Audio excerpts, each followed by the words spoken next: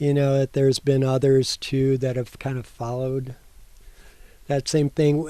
With me, it was more of that's how I sang, and it happened to sound like the Doors, and maybe, and I don't know, maybe it was because I would sing along to the Doors songs a lot. Right.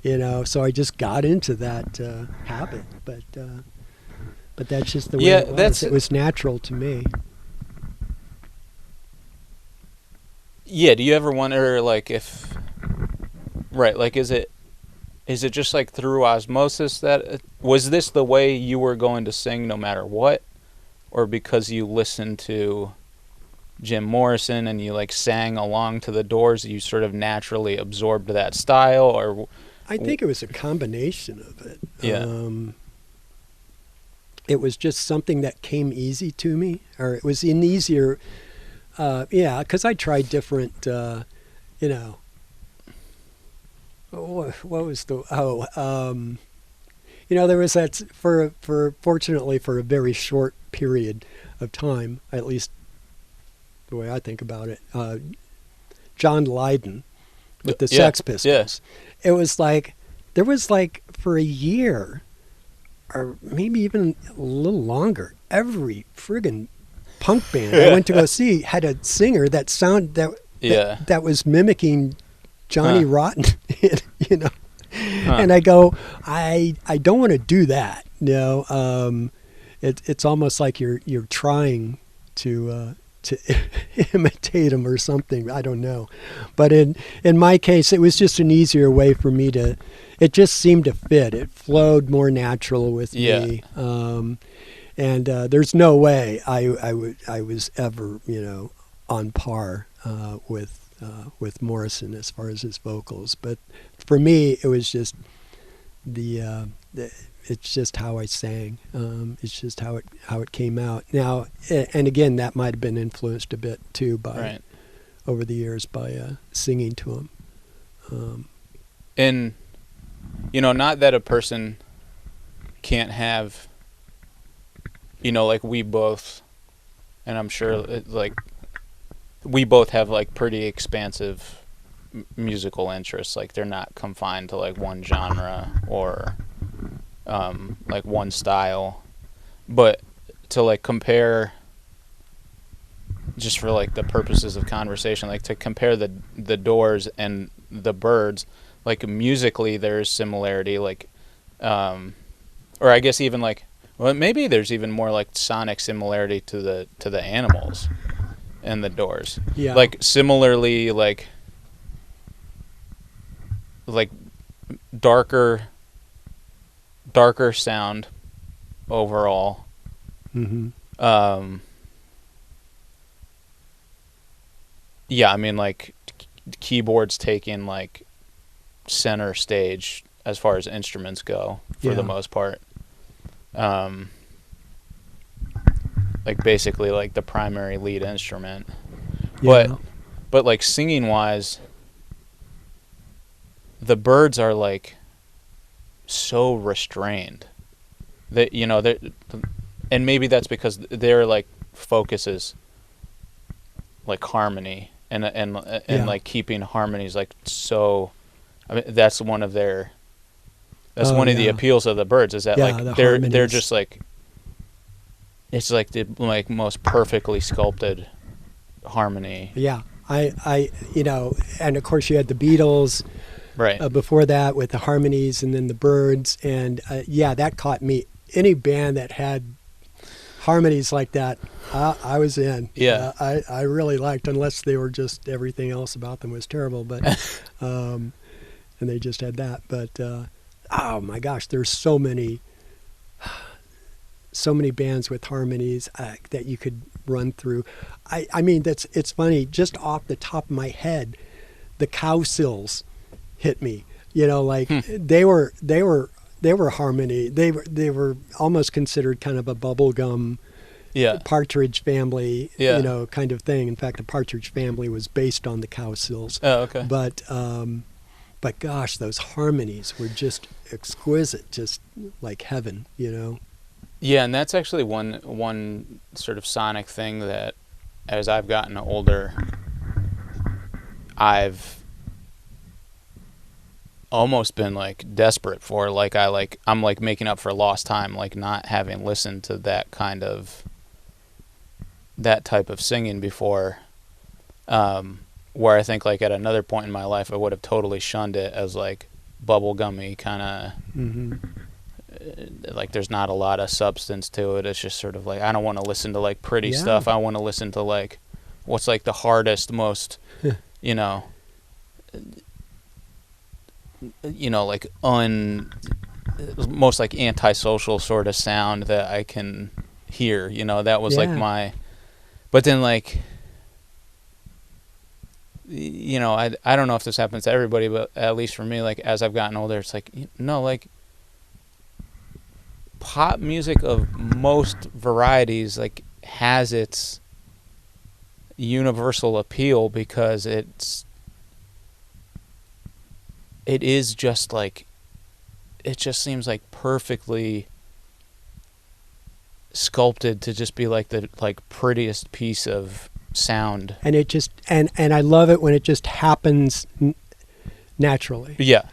When it's not a a corporate think tank. Yeah. Let's get this guy together with this guy. The conference room is making the song. Yeah, exactly. Yeah. When it's just say like 4 or 5 people get Right. together, when they're teenagers or whatever, and Yeah. they start banging around in a practice room or a garage or wherever, Yeah. and all of a sudden you realize, or they realize, that this incredible thing is starting to happen and come together.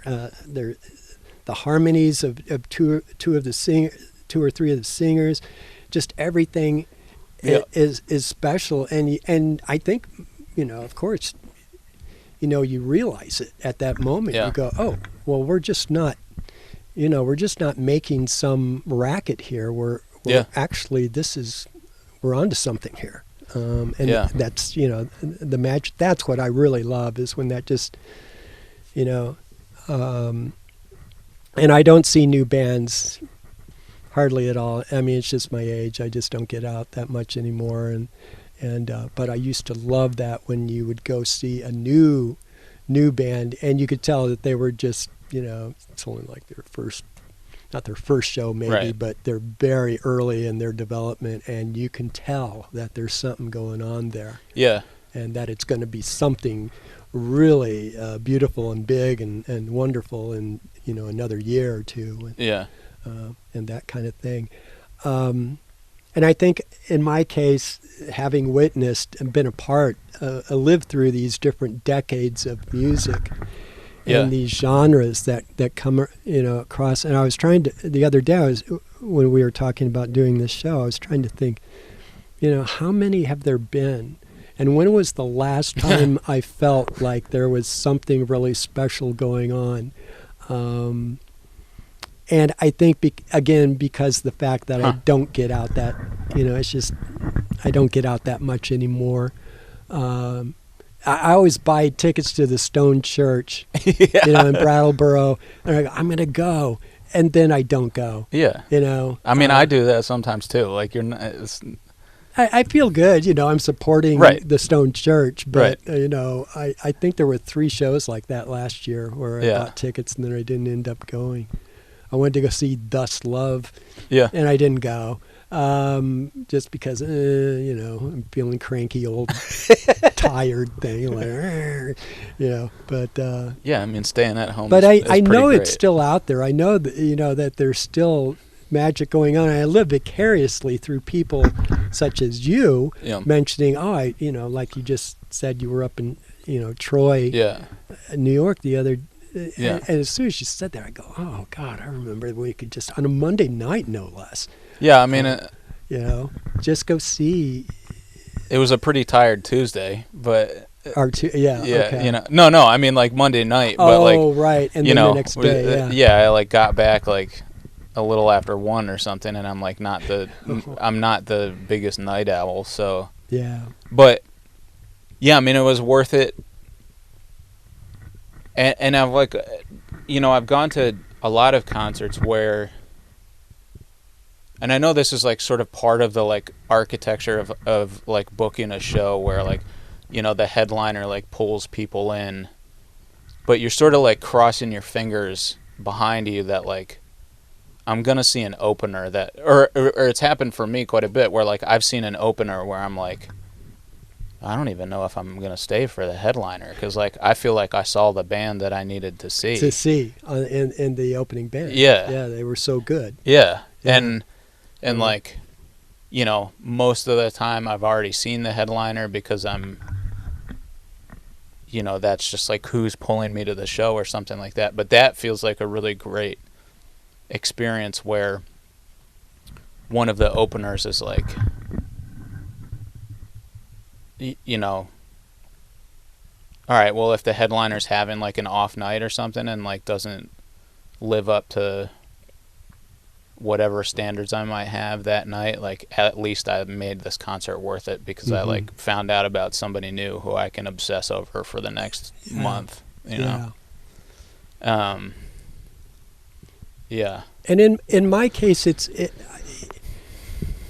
I miss, you know, like 10 years will go by, and I'll have missed an artist, you know, that put out their first album, say in 2005 or something, and I finally, after, you know, almost 20 years, in hearing them, and I'm going, oh man, this, you know, where was I? Yeah. But that's real. That happens a lot more and more now. I was just trying to. King Tuff Oh yeah. was. I haven't listened to him yet. Was one of those where I had barely heard of him before, and certainly hadn't heard any music by him. Yeah. And you know, and then Patrick down at Turn It Up Music said, "Oh, have you heard this? You know, she's paying homage to Brattleboro, where he's from here." Yeah. I go, "Oh, really? Oh." And there on the cover is him and Ruth Garbus on the cover. Yeah. And I already knew about Ruth, Right. but I didn't know anything about this Yeah. King Tuff fellow Yeah. from Brattleboro of all things. And so I got the album and I was like, oh my gosh, I missed out for 50, you know, you say that like I missed out, but actually you have, but then there's been so much other music that, you know, you can only take in so much after so many years of listening. Yeah, I mean, I could say that for like 60 years worth of music for myself, but you know, I was only alive for the past 34, you know, so it like I can't, but I even get that with like new artists for myself too, where it seems I've actually been, it sounds sort of goofy to say like I've been struggling with it recently, but it is like, it's like totally overwhelming sometimes.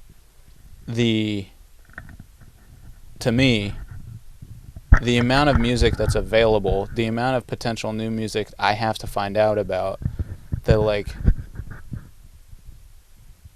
you know, like who, there's always like I always have this, you know, I always have this like impatience where I'm like, you know, I'll hear some new artist that's like, you know, like I said, like becomes my obsession for the next month, and then I'll be like, what am I doing? There's something else that's new that I'm like not missing. I gotta stop listening to this because you know. Yeah, and I think we had talked about this before, where you are into this band, and then along comes someone else, and so you're listening to that, and then you're listening to something different, and then you realize after a number of years, you go, when was the last time I listened to that album? You know? Oh no, I wrote about it in my newsletter. Okay, that's where it was. Okay. Yeah. And you kind of like, that happens to me a lot. And it's one of the reasons I like doing the radio show, because it makes me keep digging back in. But, but that's just a natural thing. It's going to happen.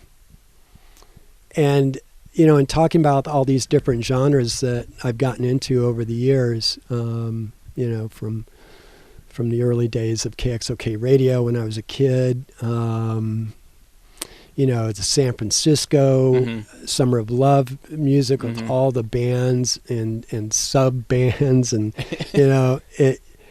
and then going on to country rock, LA, British stuff, punk. Then punk came around, and that was a whole nother. And then there's post punk, and then there's and it just keeps going on. And I think for me, I reached I turned in 2000. How old was I? I turned 45 or so, and it seemed like for the next 5 years I was into new music somewhat, but it was starting to dissipate a bit. And then that's when it was just age too. I mean, you can't, when I'm 60 years old going like, oh yeah, I'm really into this now, like I'm going to go down to the club and, see him. No, you're not. No, I mean, you could, but that's just not in the makeup anymore.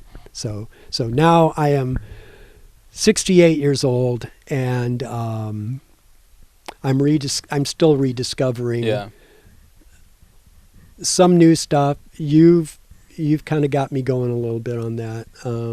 I've bought several albums of music that you had mentioned. Oh, nice. But I'll go back. There's so much unreleased stuff over the years. Yeah. And teen beat garage music is one of those examples of, okay, so now there's all these bands that are playing. It's almost impossible to hear them all. They're like on YouTube. They're on this. They're on that. Yeah.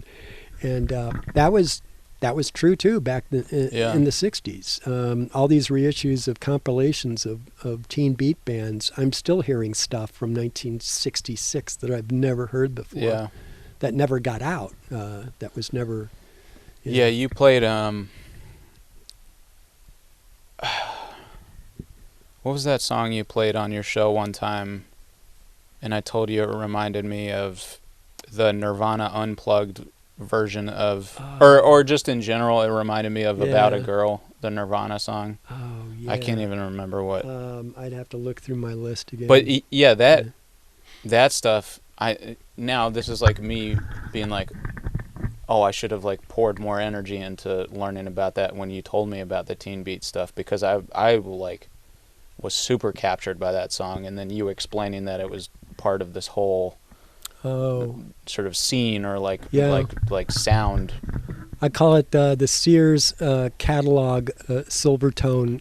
Okay, the Beatles are on Ed Sullivan. The next day, kids are dragging their parents to the shopping center, to Sears or whatever, to buy a Sears Silvertone guitar with an amp, and starting up all these basically garage bands from that. And there's thousands upon thousands of those bands. Some of them recorded a 45, a lot of them didn't. And in talking to archivists, guys who are really research this stuff. There's Mike Stacks down in L.A. with Ugly Things magazine. There's anyway, these guys. One of them mentioned how it was the Vietnam War was going on, and what would happen a lot.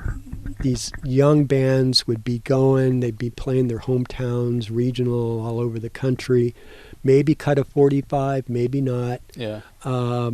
And then they get drafted. Oh, yeah, you told me that, I think, And they were off to war, and then that was it. Right. That was the end of it, and some of those guys never came back. But, or if they did, they were suffering. But there was so many stories about bands like that just are lost to time, unless there's an acetate floating around, which is true sometimes. There is, or a reel-to-reel tape, or something that they got recorded. Those are starting to surface now. I've got 2 solid volumes over on the bookshelf of Teen Beat bands who Oh. recorded 45 record, Cool. at least one. You know? Yeah. But and these are all on regional labels. Yeah. Yeah. You know, it was a thing back then. But Yeah. so now today, bands, it's easier for bands to record than Right. it used to be. Right. Because back then you had to get a studio. It was a process, and it cost money. My dad's going to pay for it. You know, I got to work. Yeah. I got to work at the bowling alley after school, but we'll get enough money together.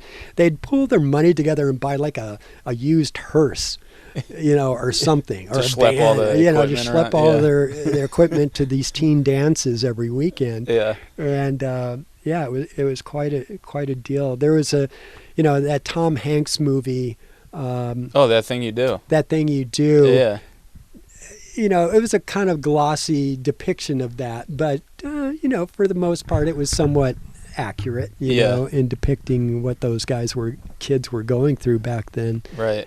You want to play music? Okay, well, this is what you have to do. And, Right. And all, but gosh, the originality that came out of it, and so much incredibly great music. Yeah. That was made. One-offs. This is our one song. I mean, my band was lucky. We got to make an album early Right. on in our career. Right. And I wish we had done more 45s, but we just didn't have the money. And that album that we did was funded basically by the bass player's mom. Oh, yeah. Michael's mom. There was a record company, but the record company was just barely hanging in there, Yeah. financially. Yeah. It's funny how it happens. So anyway, nowadays it's easier to record. You can get your stuff, on the internet. But then there's the issue of who's going to hear it, Right. because there's so many others as Saturation of well. Yeah. material. Yeah, I know. I think, I wonder if that's what I think I was trying to write about a little bit, was is the amount of the volume of stuff that's available, and how easy it is to access that music. Is that just it? Sometimes to me it feels like a problem, but also something I should be very grateful for, and also I don't people who people even younger than me can arguably never have to pay for music ever in their life. I would just have to listen to ads or something like that, Okay. and just yeah. And I've always wondered if the amount of effort it takes to create something, or to find something, as a fan, magnifies how important that thing is to you. The more effort it takes to create something, or to search out for, to find the Teen Beat 1-off 45s or something like that, does that make that process more valuable to you versus someone who's just listening to Spotify playlists every day, who's there's no mental effort to that at all? It's just a steady Oh, well, that's interesting. I think in my case, listening to a lot of compilations of Teen Beat stuff that's getting reissued, Mm-hmm. there is someone who has already done almost a lot of the work for me. Yeah. There's some songs on one side, 6 or 7 or 8 songs or whatever. Usually actually 8 or 9 or 10, because they're only 2-minute songs. But usually there's at least a few on each side that really hit me because they're not going to do a compilation of just, okay, here's, 20 really stinky 45 records we found of bad music. They're going to put some good stuff. So that kind of, maybe that already does a little bit of the legwork for me. Whereas if you're on the internet, and I've never really, done that, gone on the internet and just plowed through an amount of music. I don't know if I could do that. Because when you hear a song that you're going to like, it just, is that what happens with you? Like it'll just strike you all of a sudden. Oh, instantly. Oh, yeah. Usually within like the first like 5 to 10 seconds of a song, I'm like, I feel like I've been flipped upside down all of a sudden. Yeah. Does that? I'm curious. Does that happen? Does that happen a lot when you're kind of randomly going through music? That's really interesting. Because again, I've never done that. Dang. I might have to. It's an interesting thought that, like, and how you gather in music, as say opposed now in a digital age and Spotify and YouTube and everything. Yeah. Yeah. I mean, I don't know that much about it. So is there kind of like is there almost like someone who is, overseeing all that? Is that again, I'm showing my boomer ignorance here, but algorithms or whatever? Well, I mean, that's what, like because I try not to be somebody that's like, this technology is bad. We need to like go back to like a simpler way of finding music or something like that. Yeah, and I agree. I'm like, in some ways I'm like that, but in other ways I'm not. Because again, your music is getting out there, and to me, that's the bottom line. Right. If a bunch of kids who are making music want to get their music out there, then great. Then if that's the way to do it, then that's great. In this day and age, but yeah. Yeah, I mean sometimes. Yeah, so like saying that, like, I think. So there is like the whole algorithm conversation, but what I try to understand is like the algorithm is just like a piece of software or like a mathematical thing that's not making decisions for you. It's like trying to guess what's going to be best for you, but you still do get to interact with it a little bit to like modify it, and it like you still have to take some kind of active role in it. Like you have to, like I think if you like share something so many times, it probably, the algorithm's probably like, okay, well they like really prefer this song and this song contains this types of sounds, so we're going to start relating other songs with the similar types of sounds to this person's account. And interesting. If you like or dislike songs, it changes the way it interacts with you, and sometimes that works pretty well. And I've been, I've found music that I really love that way. But then I've also wondered too, like, for like one of these songs that I'll say that like I get like totally obsessed. Like I would, well, like the band that I was just talking about that I saw the other day, like that wasn't an algorithm thing. That was the headlining band I really like, and the headlining band pulling me to this show where I was going to learn that, oh yeah, it was cool to see the headliner, but I also discovered this new. Yeah. And like that was like the really like sort of like cosmically important event that happened that night. Yeah. And I've thought about that a lot with like, songs or artists that have felt like very life affirming to me. It was like, did I find them did that moment happen because of something I did, or did that moment happen just because I was in like the right place and the right time, and I Yeah. have no idea how I got there?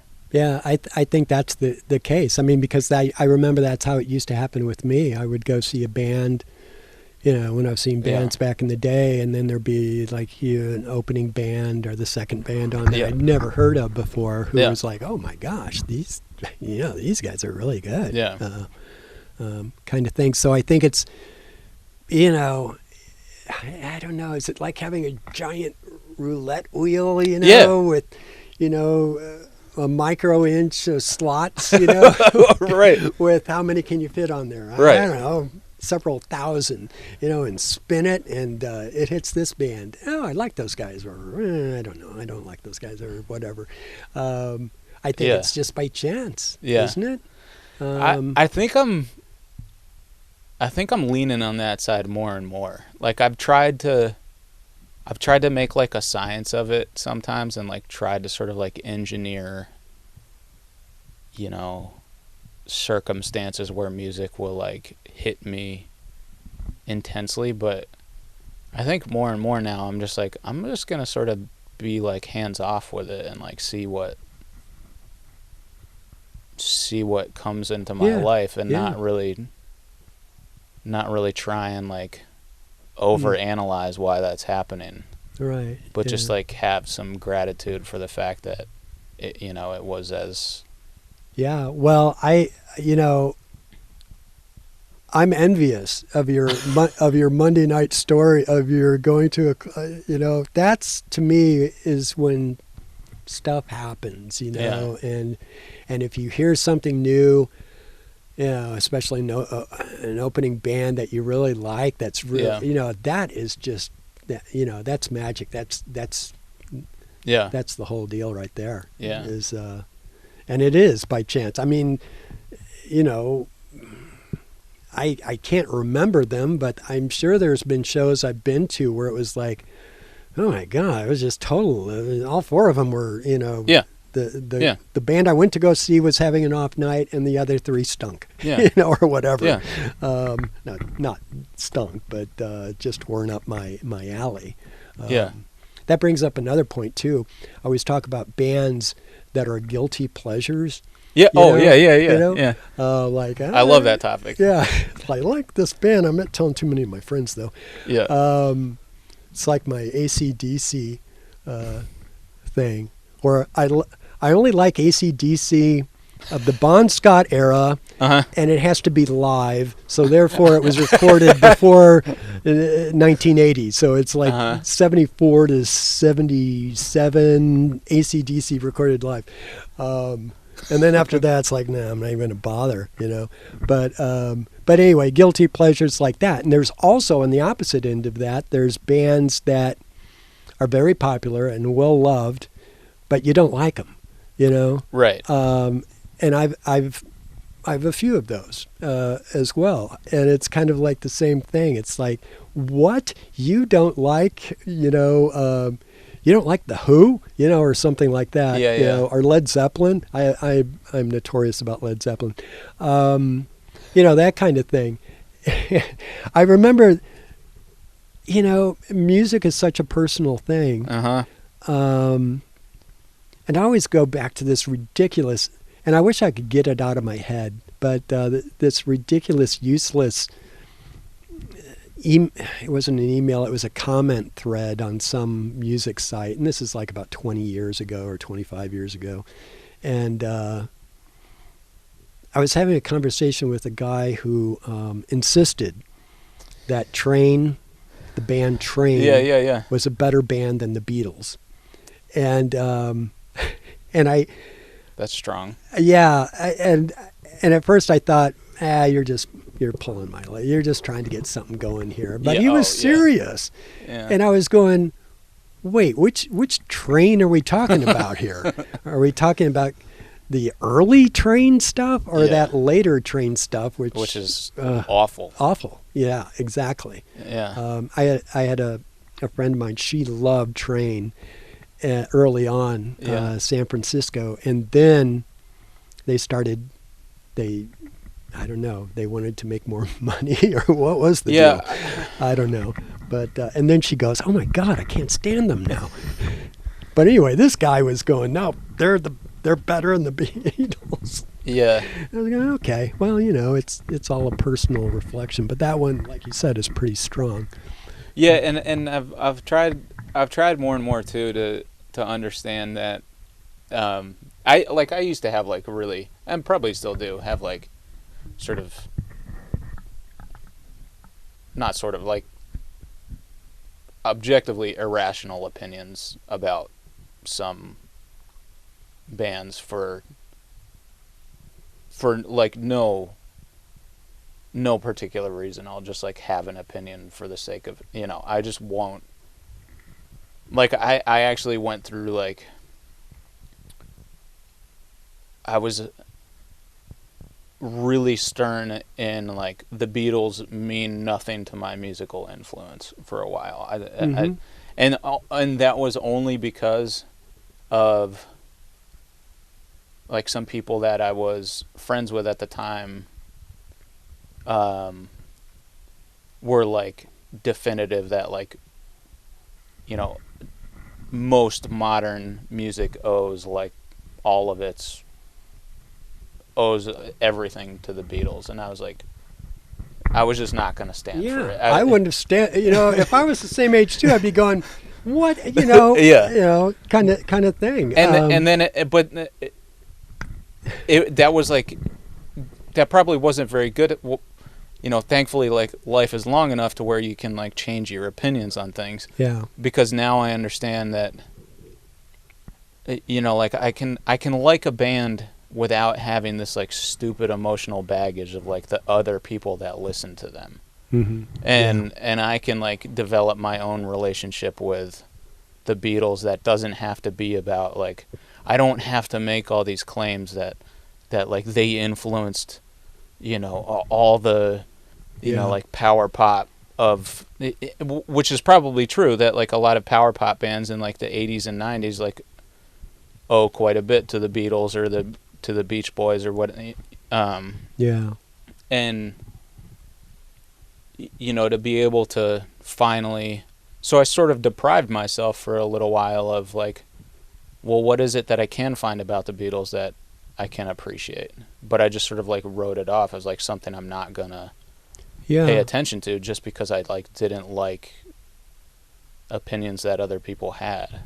Yeah, it boils down to a personal thing. I think you have to like shut out the noise, the things that you'd heard before, and just listen to it on your own, and how you react to it personally, and such. And I think too that age has something to do with it, a bit, in that, in my case with the Beatles, it was like I was there at the beginning, It was like I was in second grade when they were on Ed Sullivan. Right. And I wrote about that in the book, that experience that night, because it was almost like, unless you were there,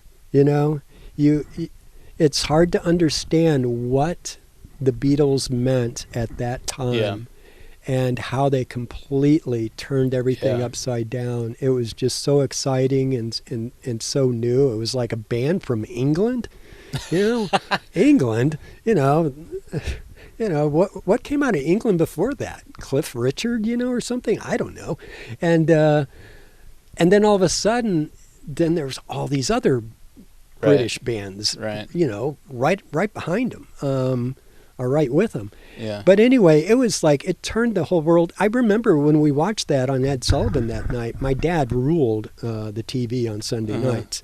But he made an exception because my two older sisters wanted to see the Beatles. And so, of course, I'm going to bring my toy Cowboy and Indians, to play with, just in case I don't like it, and then keep myself occupied, whatever. That's the Beatles. Yeah. But, oh my God, the first song comes on, it's like, forget the Cowboys and Indians. I'm like glued. Yeah. And all five, I think it was 5 songs that they played. And and there was nothing like that before. It was Yeah. just totally new. It was exciting. They had kind of long hair, sort of. Right. It was all unheard of, Yeah. and just blew me away, blew everybody away, I guess. Yeah. So, again, music is that personal thing, and and in this case, the Beatles. I think later generations. I would be tired of hearing about the Beatles if I was 20 or 30 years old. It's like, all right, I get it. I understand. So, in some cases, I mean, like you said, that it took you, you had to kind of on your own go back Yeah. and listen to them again. Yeah. So anyway, there's that age thing too. That I guess that comes into play a little bit of what, you had to be there kind of thing. I Sure. don't know. Yeah. But, Yeah. I consider, my generation really lucky. I mean, to be born Oh, incredibly. Yeah. I'm Into so this- envious most of the into time. this golden sort of age Yeah. of music. And I mean, even before the Beatles, we had, it was the 50s stuff. There was Presley and, Yeah. in my case, the Everly Brothers. And, Oh, yeah. yeah. Yeah. That really got me at a young age. Yeah. I was 3 years old when Kathy's Clown came out, and I remember I'm 3 years old, and Kathy's Clown's on the radio, and I'm just going like, "What was this?" Yeah. There were some other songs too, "Harlem Nocturne" by the Viscounts, Huh. just songs that, my little mind was like clicking, like, "Ooh, what's this?" Yeah. Anyway. Yeah. All right. Well, I think we're gonna wrap. We got almost an hour and a half. Oh, okay. Well, hopefully. I might split this into 2 shows, actually. Oh,